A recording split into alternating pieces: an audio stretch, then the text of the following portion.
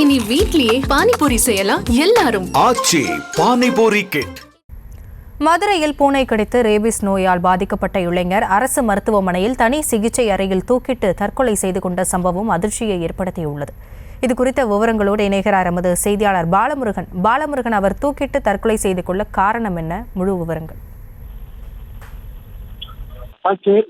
அதாவது மதுரை அவனியாபுரத்தைச் சேர்ந்த பாலமுருகன் கடந்த சில மாதங்களுக்கு முன்பு வீட்டின் மொட்டை மாடியில் தூங்கிக் கொண்டிருந்த போது 2 பூனைகள் சண்டையிட்டுக் கொண்டிருந்ததை விரட்டிய போது பூனை ஒன்று கடித்துள்ளது.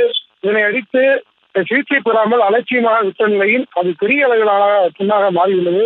பின்னர் தனியார் மருத்துவமனைக்கு சென்று சிகிச்சை பெற்ற பின்னர் அங்கிருந்து அரசு ராஜாஜி மருத்துவமனைக்கு பரிந்துரைத்துள்ளார்கள்.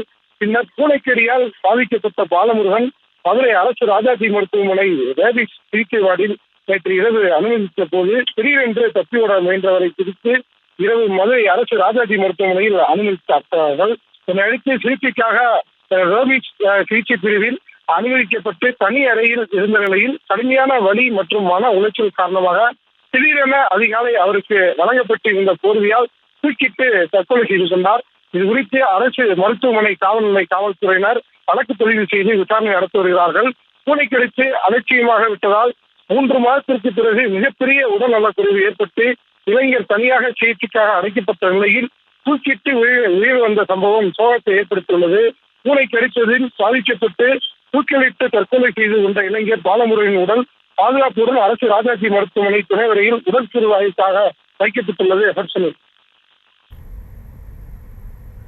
விவரங்களுக்கு நன்றி பாலமுருகன். இனி வீட்லயே பானிபூரி செய்யலாம் எல்லாரும். ஆச்சி பானிபூரி கிட்.